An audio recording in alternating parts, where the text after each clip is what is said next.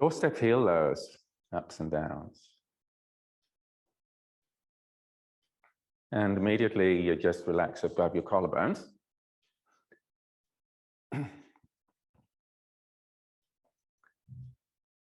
And just be aware that you've got 15 plus 1, namely the front of toes, the middle of toes, and the balls of toes, gently curling into the footstool as though they're the claws of a budgie.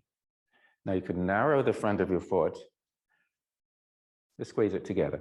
Think about taking the spot behind the ball of the big toe over to the outside of the foot, and you've got your budgie claws, and up and down you go. You got your stretch at the bottom. You got your smoothly up. Got strength working. You just feel those muscles working. And down. All right, so we'll just go up all the way. Now, because we never do this, a very little will go a long way. And we'll come off and stand on one leg with the heel off the ground. If you've got moth-eaten tendons, the Achilles tendons, and some other really important tendons there, we maintain them. And this is exactly the right loading to do the maximum benefit in terms of resetting the enzymes, chemicals, and tissue repair. But if you don't do it regularly, it won't happen. You just have sore old tendons and backs of heels and things. And up we go. Take it all the way up. Just 5 seconds there. And over to the other side, the heel's just off the ground.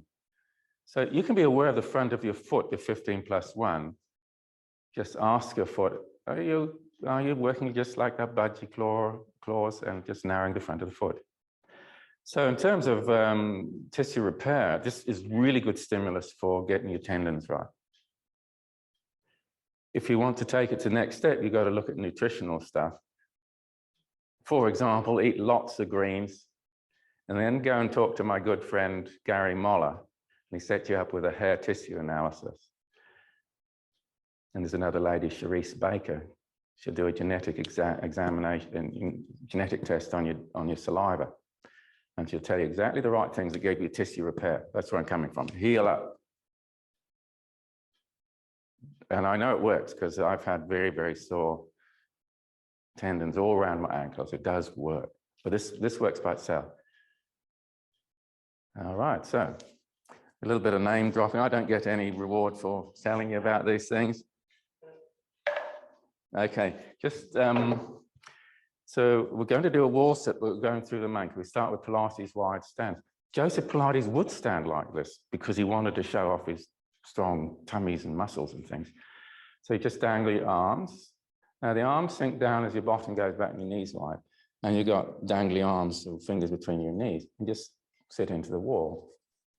Get your back on the wall. So it's still monkey, but you got your back. Okay, toes up. Toes and the front of the foot up off the ground. We're loading up that tendon here, just the same as in the ankles. And yes, it will help heal if there's any moth-eaten spots in it. You're getting strong quads. Do you like it? My 5-year-old grandson in Christchurch was laughing at me when Granny showed him. All right, so okay, so we do lots of weird things, but it's all fun. Just come down a bit more for 5 seconds. Can you get all the way down to 5, 10? Sorry, hand behind the back. Just reach forward like handshake and just come on off and just hold there in a monkey. You got your hips back. You feel that position like if you bob up and down, you're like a jockey on a horse. There's monkey. So if you just keep your knees wide, you can feel the foot curling like a banana if you press into your 15 plus 1 in the front of the foot. You got your foot arch lifting a little bit. And if you look up and your second rib breast, yeah, and you feel like spring loaded, right? You feel spring loaded right to your back. It's working, isn't it? And then we just come up to Pilates stance. Now we're stacked. This is like the bricks in a column. And they just sit on top of each other. We're stacked. We're not working muscles to hold there. And then back into monkey. Knees wide, like on a jockey. Hang the arms, hips back. And now the muscles are, and we just, you feel that spring loaded, and I gently curl the front of the foot into the mat. You can feel your back working, right? And just knees wide, arms dangling, secondary breastbone up. And it's like a jockey, just quietly, perhaps he's in training on a nice summer morning down at the racetrack. Perhaps it's the Ascot Park racetrack. So we take that same action now and we walk sideways with dangly arms. So it's monkey sidestep. Just place the foot. You've got your secondary breastbone area lifting. We'll talk about monkey because that is sort of, if you have to knuckle along on the ground. Supposing you did, you really had to knuckle. Yeah, that would be, can you get down there in the secondary breastbone area lifting? Yes, we can. Well done. We'll just come on that and take that break again. So we did our monkey sidestep. Here's the karaoke version. Hips back, knees wide. So just go to the side and that leg comes in front. And then when you come back the other way, the leg comes in front to step past. And the arms can move. Let your shoulders relax and your arms dangle. Keep your knees pointing outwards. Karaoke style, on with the show. This is it. Let's just see how we're doing. Keep looking up, secondary breastbone working, lifting because that's working your mid-back and buttocks. And we're doing the monkey side. Well, they're doing the karaoke steps and one of the horses has fallen. Oh no. But there's somebody coming through the back. He's zooming up to the, and he's past the finish line. Come on out. So you probably did feel your back was working. It's similar sort of maintenance work, just steady load. We don't usually do it because the body's very clever at working out how to be efficient and how not to be painful. But sometimes you have to do a little bit of pain for gain. Did you feel a little bit of pain for gain? Yeah, tell your body it's good for it and it'll believe you. Okay, so let's go into, we'll have a stick, we'll have a ball. I'm just down here, we'll have them handy. And I'm just doing a rolling Sir Galahad action. Yeah, that's good. And I'm just going to grab that ball. When you're back, the tummy button's back, and when you're forward, the lower tummy and pubic bone sinks down. So this is a mobilization, obviously, for the hip. Take a seat. So we're all good. We've got the vaporizer going. We can zero contact. And you can wear a mask or not. It's up to you. Okay. Now, we're bringing some more mobilization. You can feel the ribs, the armpit, and the shoulder just, so you think maybe like fly casting. But that arm is buoyant and it's really lifting to the ceiling. Maybe it's a hydrogen balloon pulling your arm up. Does that work for you? Actually, it doesn't work for me too well. Just let the ball drift up higher, like it wanted to depart from your fingers. That might work. All right, so this beautiful hip mobilized, ribs, chest, everything mobilizing. Nice. Welcome. We're doing a rolling Sir Galahad. I just grab a ball. I just have it handy. We're just on the other side now. So you may wish to switch over halfway through as I'm rabbiting on about nothing. All right, we'll just start with when we're back, the belly button's back. And then we're forward and the lower tummy and pubic bone sink down. And just feel that. So you got your stretch in your front of your hip joints. It's on the inside leg. It's on also the tummy muscles. Winning back our freedom of movement. This is one of my magic stretches. Every truck driver, every builder, every farmer should do this. Probably every rugby player should do it. The good ones will, of course. So you take the arm up to the ceiling, and it's like fly casting, but not too big a movement. Now, you've got the mobilization, the stretch. You feel like your ribs, your armpit, And just, I want you to imagine this ball is lighter than air. It's trying to float up out of your hand. So you have to be really tall with that ball. Tummy button back, pubic bone sinks down. And yeah, it's just the ball wants to float. Yes, your ball is just about floating away. You've just about got me convinced it's going to float up out of your hands in a minute. That's good. So do I look like I'm going to float the ball away here? Switch out. You switch over. We're going to have a little break. All right.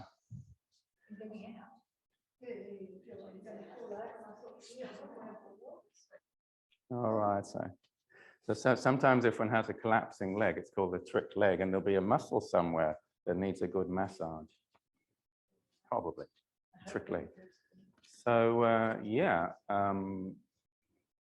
Switch it. Just give you a little stretch out there. Do you think there's a muscle somewhere that's not quite right? Hip giving out. And that's on a hip that's maybe thinking about needing a hip replacement. Okay. Yeah, actually, probably there, if we're talking about sort of trick leg and a hip replacement may be in order, we're thinking maybe there's a little catchy point with the rim of the hip pelvis, and it just catches and goes, and the whole body grips up and says, oh, take the load off, and the leg collapses on you. So, well, we can think about, we can talk a bit about that. Nice. Okay, so, right, so 3 times. 1, 2, 3, take a break. Good. You feel your tummy working? This is like your belt and braces here. You feel your tummy working. You feel that the band is just pulling you down, but you're actually pushing yourself tall. So you're finding tall, relaxed, and aligned. Your body, it doesn't want to be down here, getting pulled down, so it's actually pushing up. Now, if you lean back a bit, push your hips forward, your tummy's working, right? All right, so come forward again. So, but just take a little squeeze of the glute muscles, and I only need a little bit. You feel a little squeeze of the sort of back passage area, and a little firm of the tummy, just enough that you know it's there. So we'll do a punch to the sky. I'm going to go for 20 seconds, starting now, though, the arm up, the ribs lift. Okay. I'm not hurrying it. Just lengthen up all the way up from the hips to the ribs, to the armpit, the elbow, to the band in the hand. And you got that light, slight little buttock squeeze, and it means the lower tummy and floor and everything's working. Just a little squeeze is fine. We're going to do the other side. All right, so the shoulder lifts, got your ribs lifting. I'm just doing one at a time, so you can really focus on that. Ribs lifting. So it's not squared off like a playing card, it's like ribs lift. Okay. Okay. Well, come on out and just show me flies. Flying. Now you've got a fixed elbow, without just slight bend in the elbow. Just keep that slight fixed. Okay, we're doing 20 seconds, so I'm suggesting don't pull too high. Good. Very good. So we're working at the same angle on the elbow, because we could be just doing, yeah, that's Tweety Pie learning to fly, right? But we're just doing eagle style.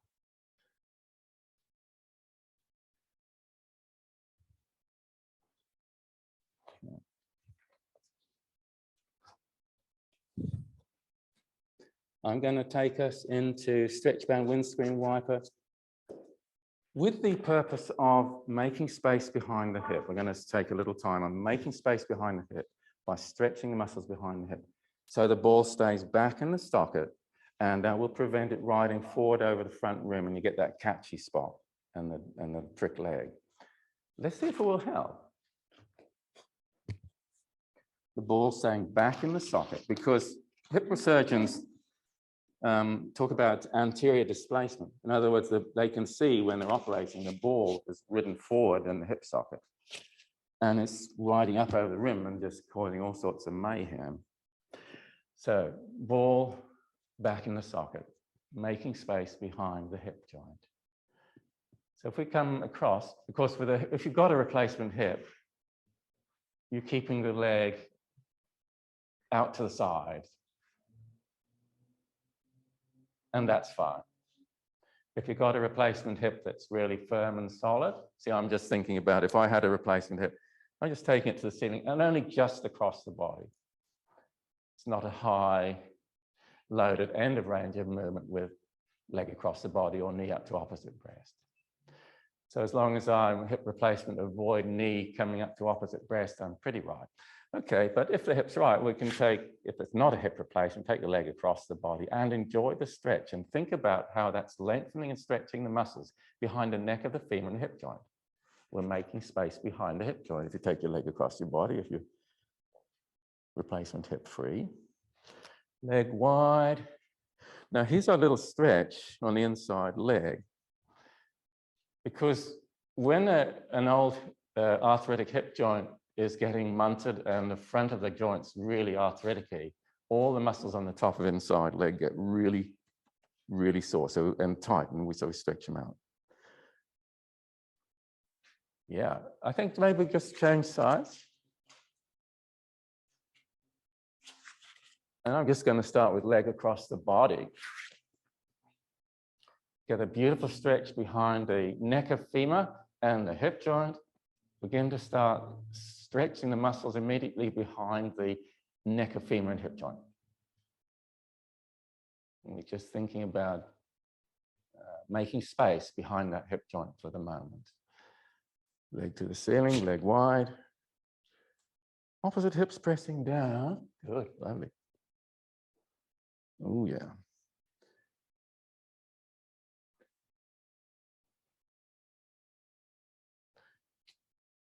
All right, so what else could we do to make space behind the hip joint in order to stop it, the ball riding forward and getting that catchy pain? Crab crawl. All right, so you need to just shake your booty, take your hips side to side. Bit painful? Cool.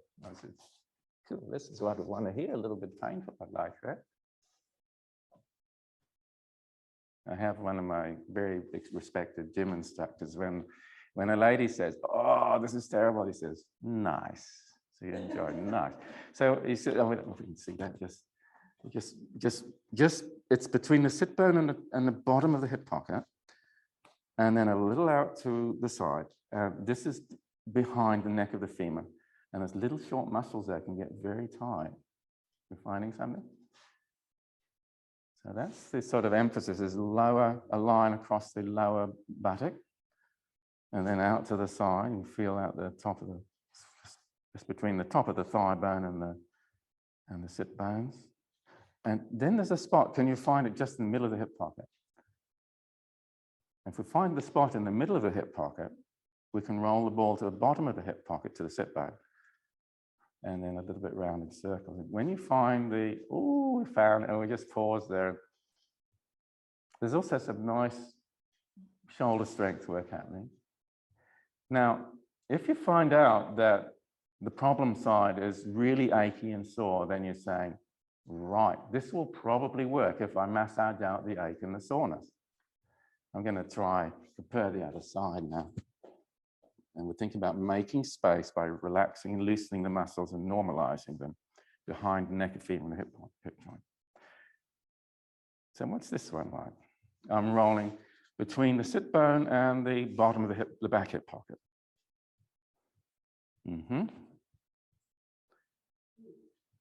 Now this one I'm finding is not as bad as my other side. How is it for you? The new one is good. So the new hip joints, no problem, because the joint's pain-free. So that's nice, isn't it?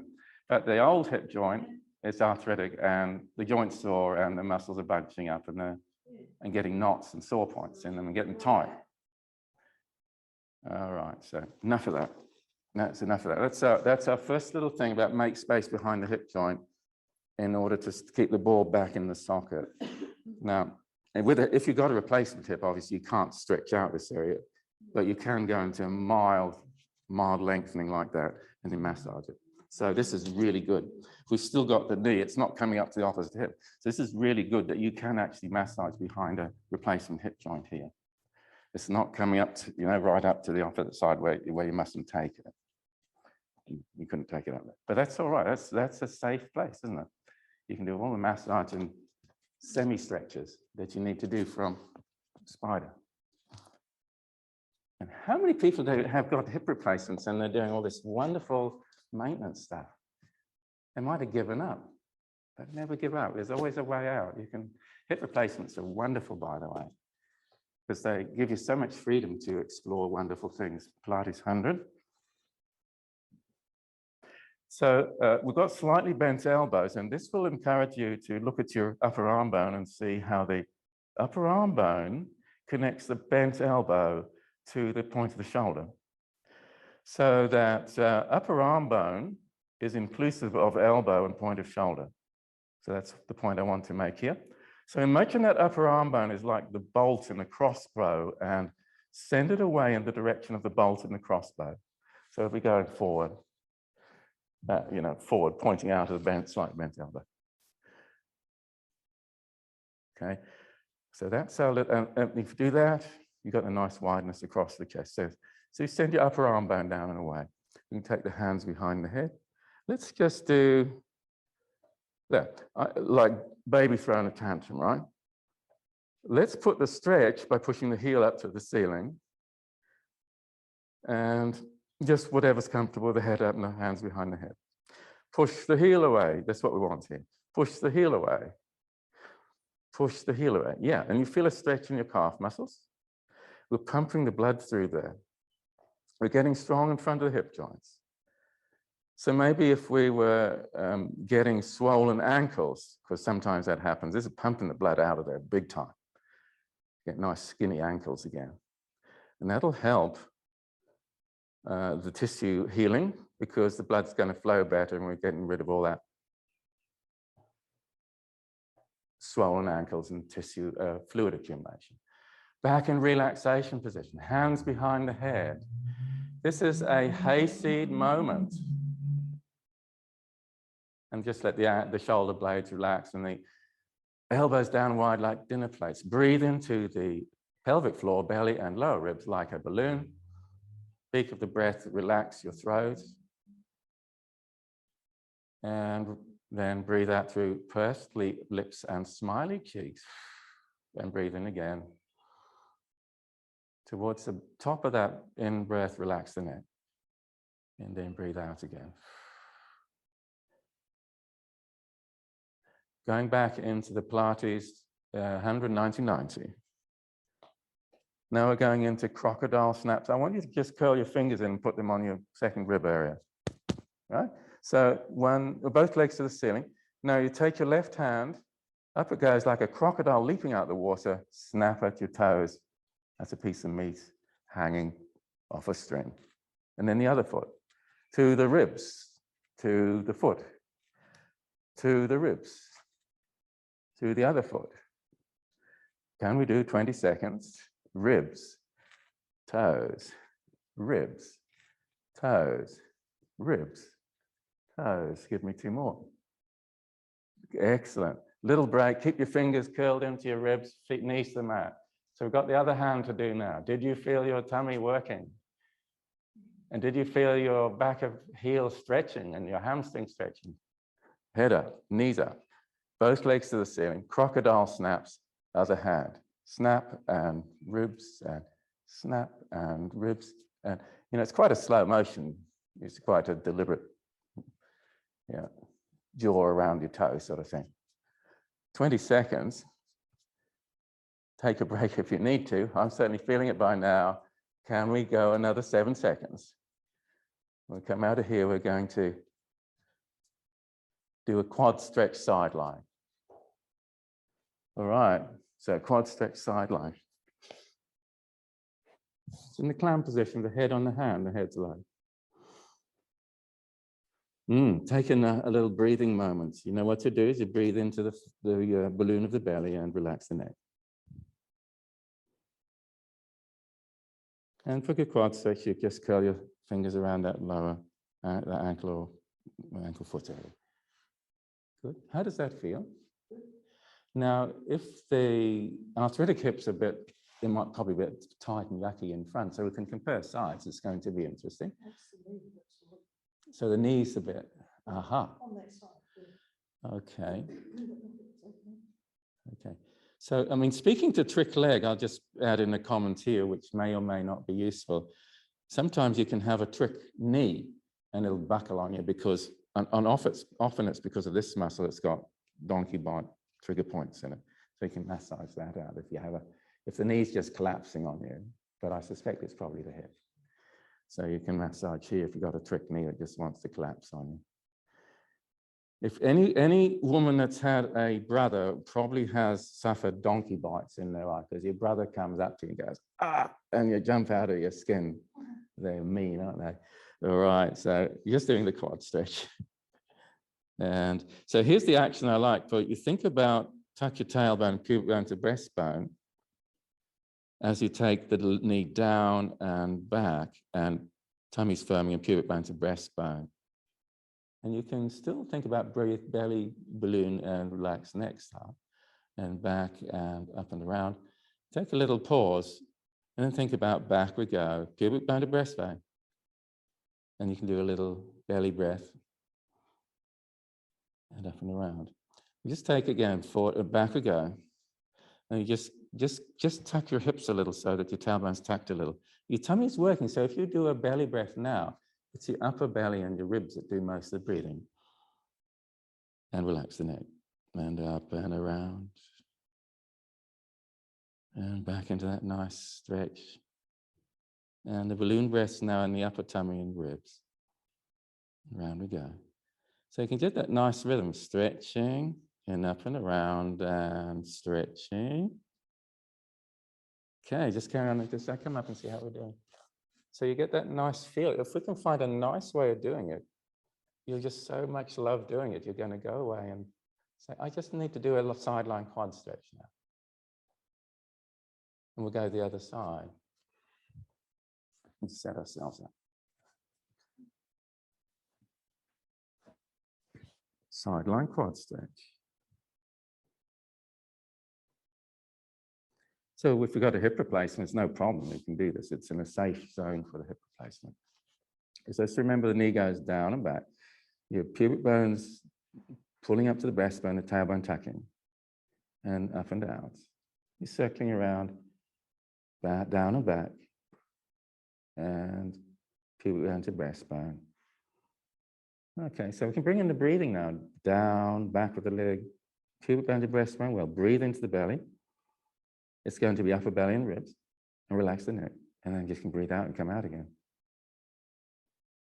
So you don't have to breathe particularly with the flow of that stretch, but down and back, pubic bone to breastbone, and come on out. It's a little like hold the stretch, pubic bone to breastbone, up and out. Circular movements for stretching is nice, do you think? Do you agree? Circular movement? In fact, there's a chap who discovered and invented a style of movement and stretching called gyrotonics. Gyrotonics.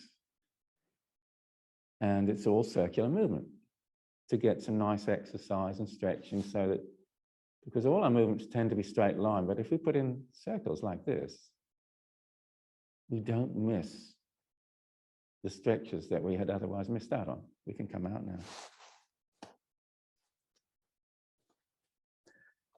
Back to hips and knees, 90-90. Hand behind one knee for single leg assisted roll up. So you're down there with the elbows bent. You know where your upper arm bones are.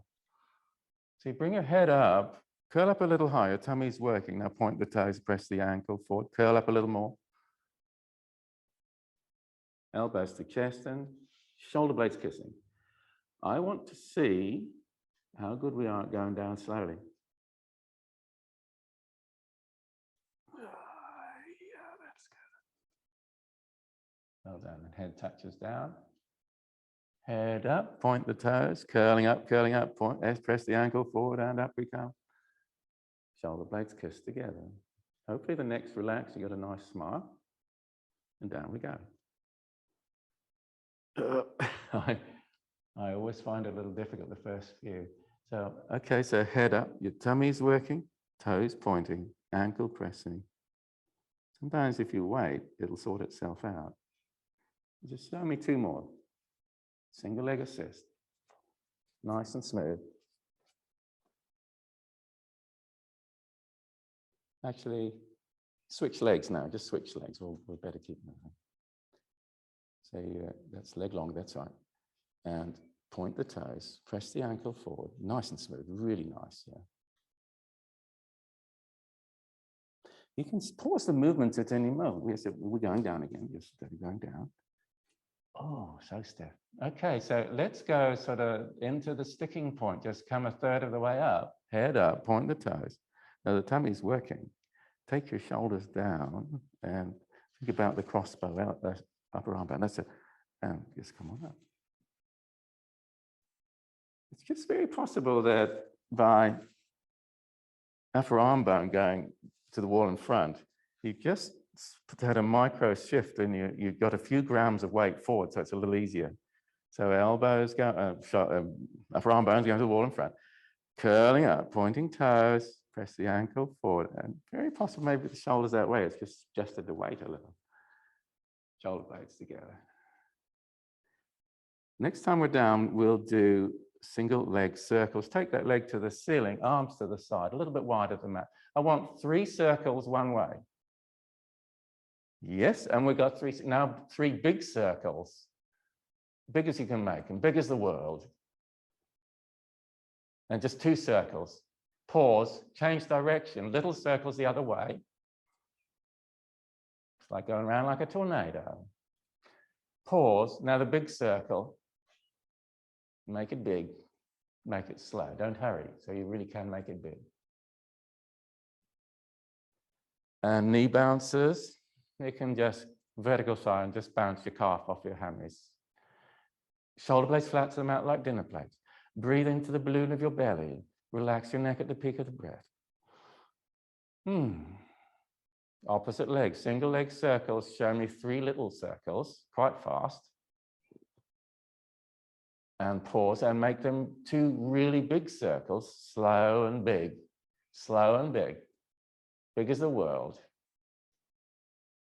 And change direction. 3 little circles, just like a tornado spinning around, maybe like water going down a plug hole. Pause, big circles. Like, how big can you make that circle?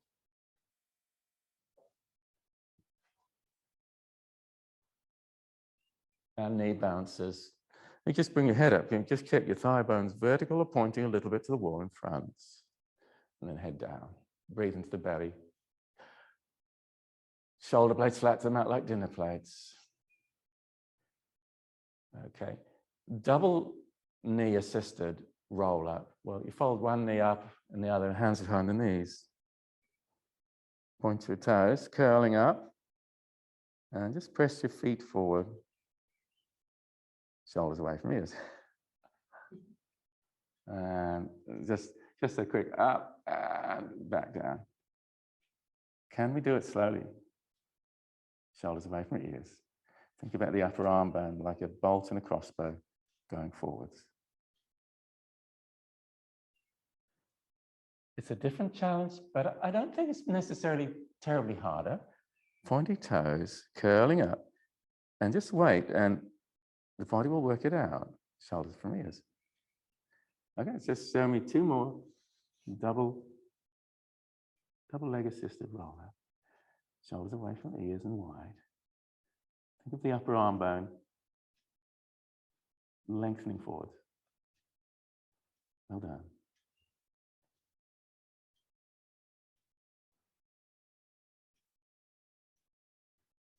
Single leg stretch. You got that start position? While we're there, just think about taking the points of the shoulders away from the neck and that upper arm bone, which includes the elbow and the point of the shoulder. Just send it down and away. And move your ankle. Got that long leg? Circle your ankle. Relax between your neck and shoulders. Let your eyeballs look right and left while you're circling your ankle. Smile with your cheeks. Okay, switch sides. And we've got the other ankle working. Your eyeballs moving a bit. You can breathe into your belly. It won't be a big breath because the tummy's working, but it can bring it into the belly. Take a break. Now we're going to come up for 12 single leg stretch. Come on up, hug a knee in, and out, and out, and okay, call that 2, 3, 4, 5, 6. Take your toe and press an invisible button on an invisible wall. And everything down, arms flop down, hayseed moment. Shoulder blades flat to the mat, breathe into the whole of your belly like a balloon. And relax your throat and your cheeks. And then breathe out through smiley pursed lips. Single leg stretch, but using a bicycle action. We'll do 3 each side. Up we come. Take the leg to the ceiling, pointy toes. Here's a bicycle. Long leg lowers, bent knee up. Just stay on that same leg. Stay on the same leg. And now change direction. Long leg sweeps up, bent knee down. Feels like a sort of a scoop with the mechanical digger, switch legs.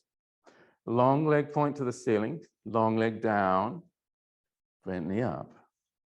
That's bicycling. I like to maybe take the elbows a little wider, so it's easy to send the upper arm bone down and away and keep the shoulders away from the ears. All right, change direction, so it's a long leg sweeping upwards and bend the knee and come on down.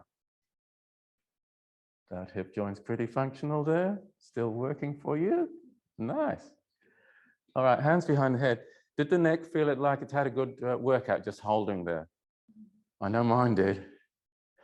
So we're going to go single leg circles, single leg stretch, but this time, one hand on the knee and one on the head. So you just come on up and put one hand on your shin and one behind your head.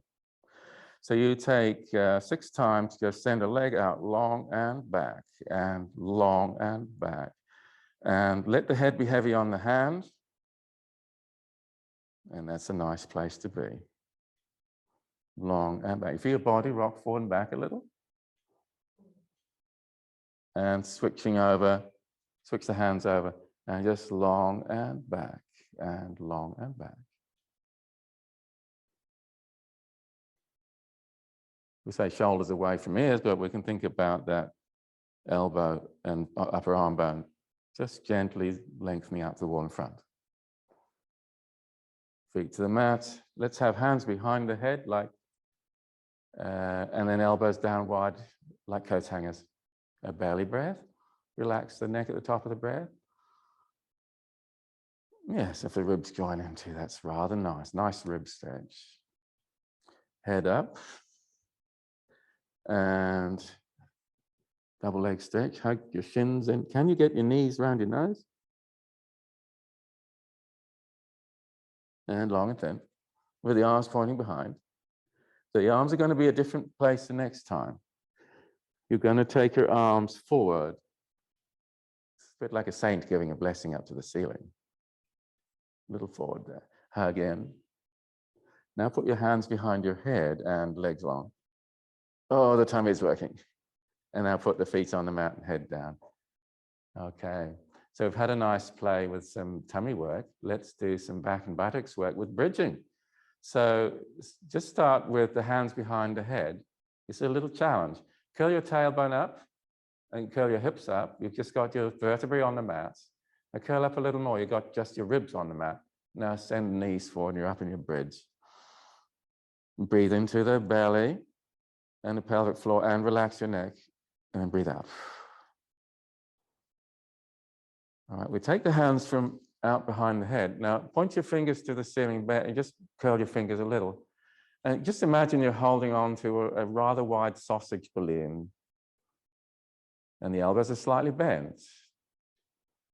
And think about sending the upper arm bone forward and a little bit wide.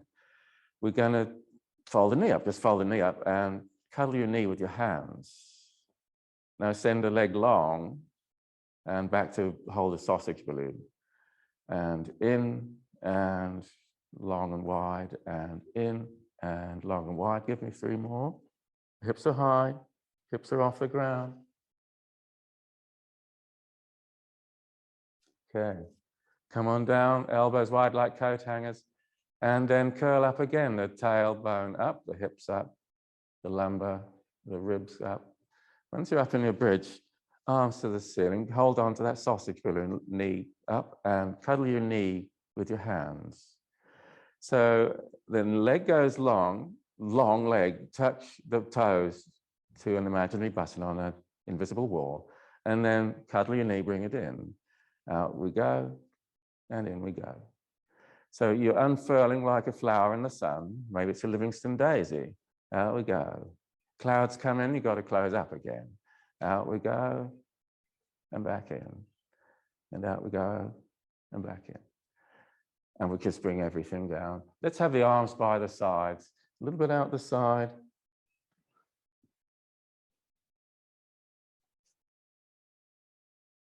Roman feast. Prop on an elbow. Roman feast for shoulder girdle mobilization. And so we can just let the ribs go up and down. As you're pushing up, you can push to the back of the elbow and just feel if that makes it feel better. So down and push to the back of the elbow, up we come. So remember that elbow and upper arm bone and point of shoulder, they're all upper arm bone. So we could think about pressing the upper arm bone down into the mat. Another way of saying this would be, as we're coming up, press to the back of the elbow and press the shoulder blade down to the back of the elbow. You feel that strength just holding them? So you're just holding the back of the elbow. You could take your hand up just so it really is back of elbow. Back of elbow pressing in, shoulder blade pressing down. We'll try the other side. The beauty of doing one side and then the other is, well, two things. One is we compare sides, and two is we get to repeat the lesson twice. I guess if we were centipede with 100 legs, we could do the lesson 100 times. Okay, so the chest goes up and down, the ribs going up and down. And as you're pushing up, we'll push to the back of the elbow. I'm going to suggest just bring the arm up a little bit so it really is back of the elbow. Press to the back of the elbow and press to the shoulder blade down to the elbow as well. Okay, so you press the back of the elbow, the shoulder blade, you press to the back of the elbow as well. And you can think about upper arm bone pressing into the mat. Okay, come on up and just hold there. So we're working stabilizer muscles. If you just have a little check, now if you go between your neck and your pointed shoulder, is it relaxed there? So this upper trap muscle is probably relaxed now. No. Press the back of the elbow into the mat and just the shoulder goes away from the neck. Does it relax? Should be like jelly. Or maybe not. Still need to go a bit more. Press higher. Okay, take a breath. So just checking in, we might be finding it a bit difficult to get that to relax, but it's not causing headaches or tension headaches or whatever. No. Not a problem then. Roman feast with the hips lifting. We got the bracing action, press the back of the elbow into the mat. The shoulder blades pressing down to the back of the elbow. The hips come up and you just press the back of the elbow. I got this finger touching the finger of God sort of thing here. You know, and you just come in and you just place the curly fingers onto your chest somewhere. You're pressing through the back of the elbow. You may now come up. And then back down. Are we holding up all right? We've had a little workout here. Press to the back of the elbow. Because I'm about to bring something else in, straighten the knee. Now the hips, leg, and arm are all coming up at the same time. Push to the back of the elbow. We'll do 3. Up. Press to the back of the elbow. All right. Press to the back of the elbow. And that's what's going to make it work for you. We can do this. Press to the back of the elbow. Phew, come on out. Just checking in, did you feel it's quite a strong workout all around here? A bit hot, we might turn on the cooler. Set yourself up, just get yourself, and just take a little break while I turn on the conditioner. So there you are. Just set yourself up. I turn on the conditioner. Quite true, it is getting a little hot. sort of a day at the beach day at the moment. Let's see. We're all set up for when Roman feasts.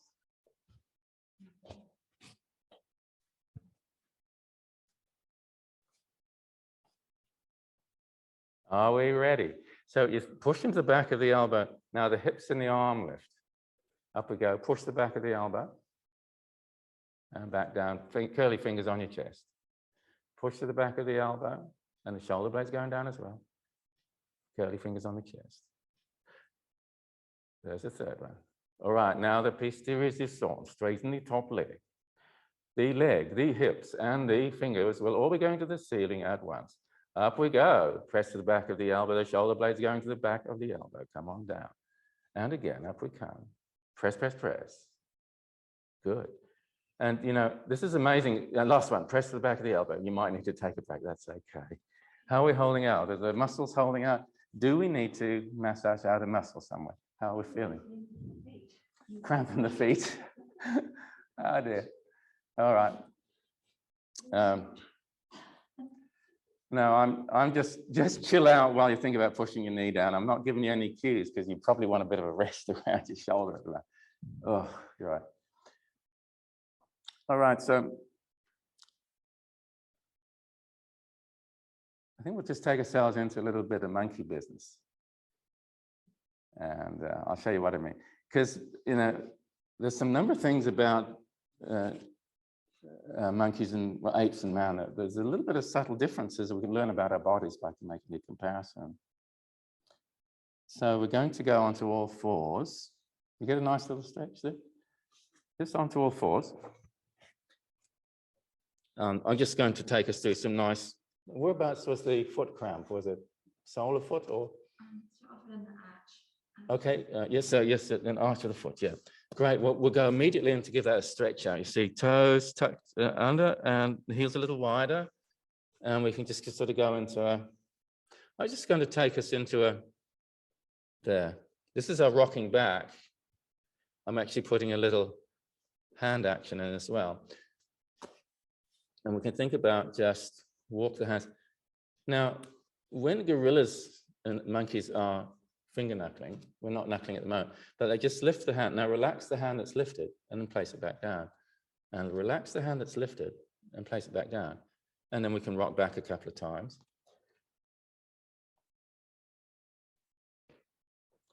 How's the toe stretch? Take your heels a little wider than your toes. And this, that might just get into the...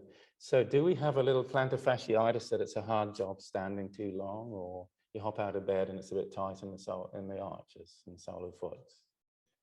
No, we just get cramp occasionally. Now, by the way, here's a nice stretch. That's right, the knees are a little bit wider, so perfectly safe for hip replacements.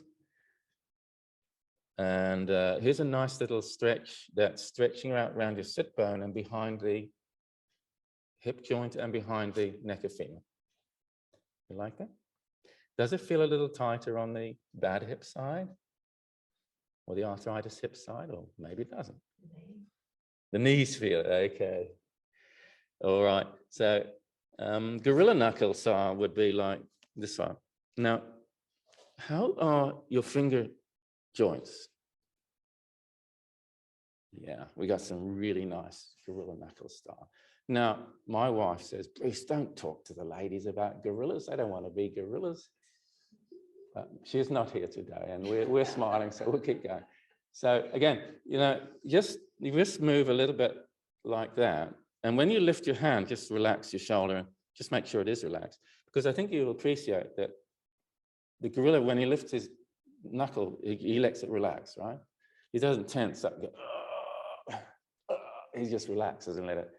Yeah, so we can see if we lift and relax the moving fist. How's the finger joints? They're not too much of a problem? Sometimes I see it's very common in older hands. I see this one doesn't want to curl under too much, so it's a bit like, sort of like that. So, you know, sometimes people will sort of be like that. So I'm just going to take a little break and we'll just check out, because that's often, it's a bit, you know, we're not able to get that finger. So can we get it to bend 90 degrees? Or Doesn't matter if it can't. Yeah, we more or less can. And then,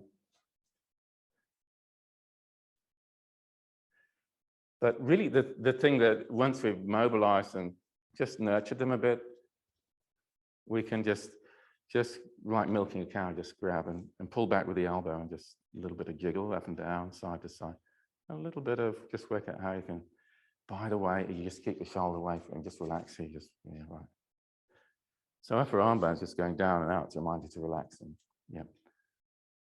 So now maybe it'll just curl up nicely now and just, so it's not like that, it's like that. And it's whatever you've got, it's at the end of the day. I'm looking for something to help you. There may be no help at all, that's all right. Or I lift and relax the foot or the knuckle. Now, I remember seeing the silverback gorilla in the Melbourne Zoo. He was impressive. I was very glad I was not in the closure. But you know, when he was looking, he moved the whole body to do the looking. Yeah, and pretty impressive too. And then he looked the next way and the chest would be swiveling around along with his eyeballs. Yeah, so you can just think, round you go, and your chest, if there was an eye in your breastbone, it's moving around as well as your head. Why do they do that? Why do they shift the whole chest and shoulders to look? You know what I'm talking about? Melbourne Zoo is a beautiful zoo. And let's just see. Let's go up to the rolling Sir Galahad again. And the thing about monkeys and apes is they've got short necks and they haven't got a lot of neck mobility. And we have neck mobility because if we're walking along, it's very hard to walk sideways. If you want to look sideways, you don't want to be walking sideways. So we can actually, we've got neck mobility, so we can walk everything in alignment and the neck does the twisting to look out the side. But a gorilla doesn't have that, the knuckling, whatever. So if a gorilla was doing it, it would be like, and you've lost the freedom of movement. So, but humans have long necks. The benefit, if you did have a short neck, is you'd have to learn to move your eyeballs, right? So I want you to think about, yeah, we'll just hold there. So if you're a gorilla with a short neck, you can't move your neck too much, but you can move your breastbone and your eyeballs. So just move your breastbone, look to the side with your eyeballs, look up to the ceiling, look over the other way, the breastbone moves and your eyeballs move. Minimal movement in the neck. And once you've got that feeling of the shoulder girdle moves around, look with your eyeballs, wherever they take you. So the shoulder girdle and the eyeballs. So this is where, if you had a short neck like a gorilla, you'd have to use your eyeballs more and you get probably a little bit more flex, you know, ready to move the whole torso.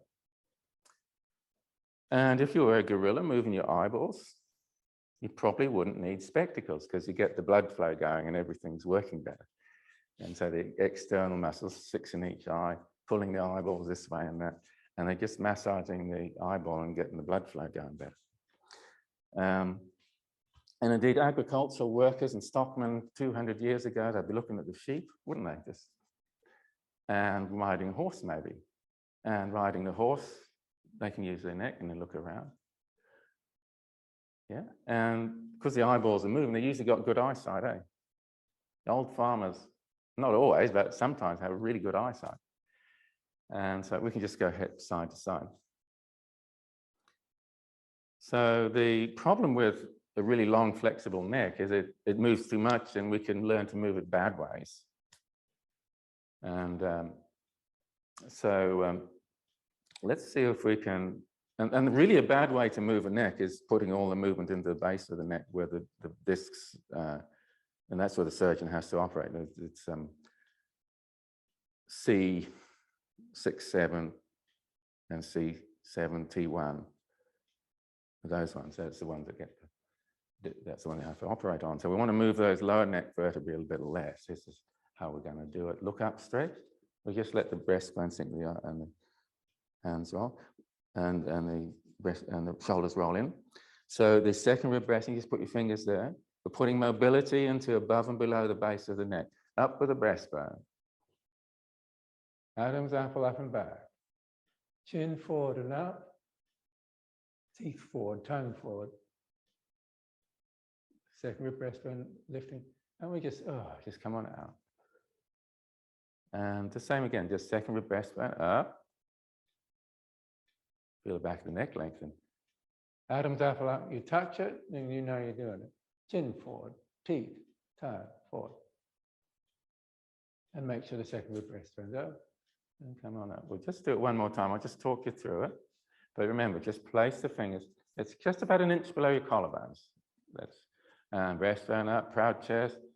A little touch either side of your Adam's apple. Up, back, chin up to the ceiling, teeth out, tongue forward. Remember the breastbone's lifting. There's no kink in the base of your neck. Come on out.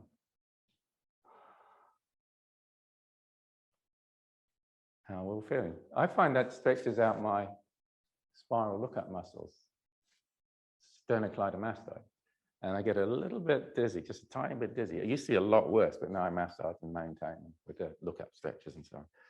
So are we good to go back into silverback gorilla mode? All right, so you're watching over your harem and your family and everything, and you take your eyeballs out to the side, lift your eyebrows, and you look straight ahead. Look up in the tree, lift your eyebrows. You might feel your second rib breastbone lift. You look out the side and up to the side, and your eyebrows are moving. And then I just want you to just look down and feel your eyebrows moving with the eyeballs. So if you're looking up, the eyebrows are lifting. And you look down, the eyebrows are going down. And just wherever, yeah, if you're looking up to the side, well, your eyebrows have to lift up on that side so you can see up under your eyebrows. So congratulations, we just got the upper face muscles working. And now David Attenborough, he's giving a documentary on chimpanzees or gorillas. And they got the close-ups of, and the mother ape is lovingly looking at her child. And then she's looking up at the threatening gorilla, and the chest's moving and the eyeballs are moving, right? Because that's where the gorillas and monkeys are mobile. They're not very mobile in their necks. But, you know, and I think it's fair to say that David Attenborough and the monkeys and the gorillas have very expressive faces. And I think that's good for us. Okay, have we done side lying down here? Prop on the elbow. I like to see classic style. So we'll prop the head on the hand and the elbow, and you can feel a stretch under your ribs. And you take your elbow back a bit. Will it go back a bit? And you start to feel that stretch. You'll just sink into that chest and armpit stretch. And you can feel your neck, your side of neck's working. Well, just value that. Just be aware of it. So we're taking ourselves into up and down kick, classic style. You got your legs forward of the mat, legs forward of the mat. And leg up and top hip forward, and just away we go. It's like paint the fence. Paint the fence. And make sure we get the top of the fence. We do little 6 movements at the top. 1, 2, top hip forward, top hip forward. Upper arm bone away from shoulder, so relax this between neck and shoulder.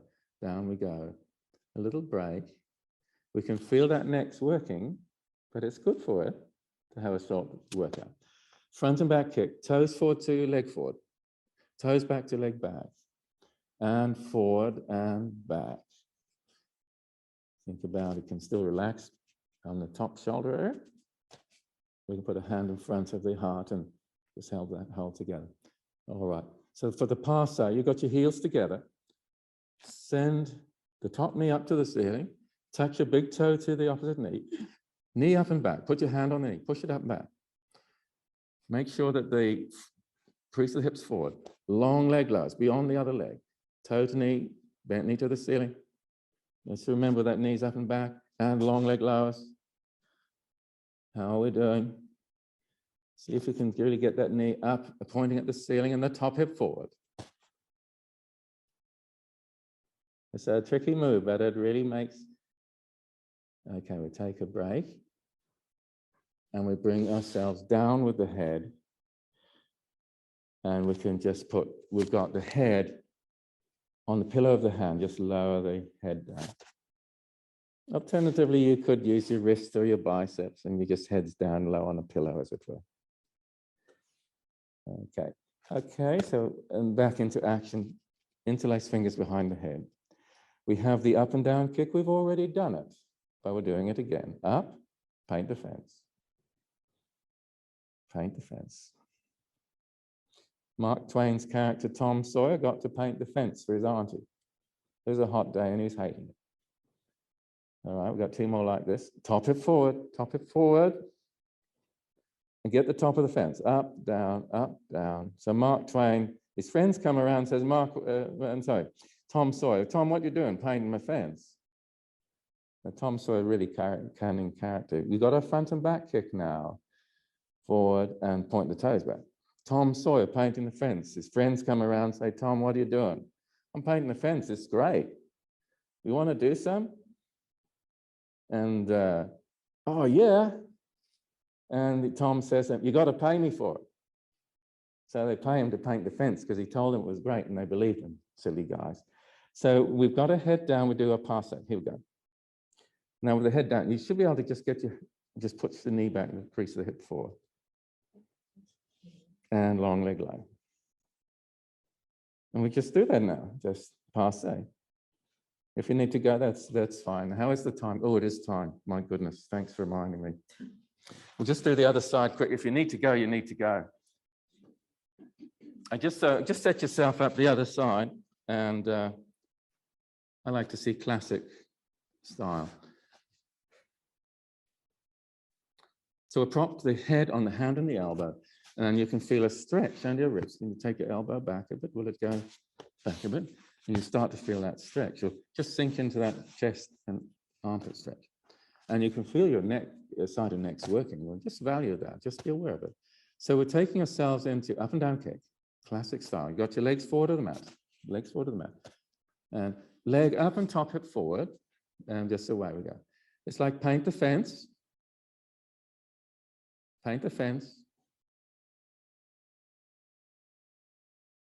And make sure we get the top of the fence. We do little 6 movements at the top. 1, 2, top hip forward, top hip forward. Upper arm bone away from shoulder, so relax this between neck and shoulder. Down we go. A little break. We can feel that neck's working, but it's good for it to have a short workout. Front and back kick. Toes forward to leg forward. Toes back to leg back. And forward and back. Think about it, can still relax on the top shoulder area. We can put a hand in front of the heart and just hold together. All right, so for the pass out, you've got your heels together. Send the top knee up to the ceiling. Touch your big toe to the opposite knee. Knee up and back. Put your hand on the knee. Push it up and back. Make sure that the crease the hips forward. Long leg lows beyond the other leg. Toe to knee, bent knee to the ceiling. Let's remember that knees up and back and long leg lowers. How are we doing? See if we can really get that knee up, pointing at the ceiling and the top hip forward. It's a tricky move, but it really makes... Okay, we take a break and we bring ourselves down with the head. And we can just we've got the head on the pillow of the hand, just lower the head down. Alternatively, you could use your wrist or your biceps and you just heads down low on a pillow, as it were. Okay, so and back into action. Interlace fingers behind the head. We have the up and down kick. We've already done it, but we're doing it again. Up, paint the fence. Paint the fence. Mark Twain's character Tom Sawyer got to paint the fence for his auntie. It was a hot day and he's hating it. All right, we've got 2 more like this. Top hip forward, and get the top of the fence. Up, down, up, down. So Mark Twain, his friends come around and says, Tom Sawyer, Tom, what you doing? Painting my fence. Now, Tom Sawyer really canning character. We got a front and back kick now. Forward and point the toes back. Tom Sawyer painting the fence. His friends come around and say, Tom, what are you doing? I'm painting the fence. It's great. You want to do some? And, oh, yeah. And Tom says, you got to pay me for it. So they pay him to paint the fence because he told them it was great and they believed him, silly guys. So we've got a head down, we do a passe. Here we go. Now with the head down, you should be able to just just push the knee back and crease the hip forward. And long leg lay. And we just do that now, just passe.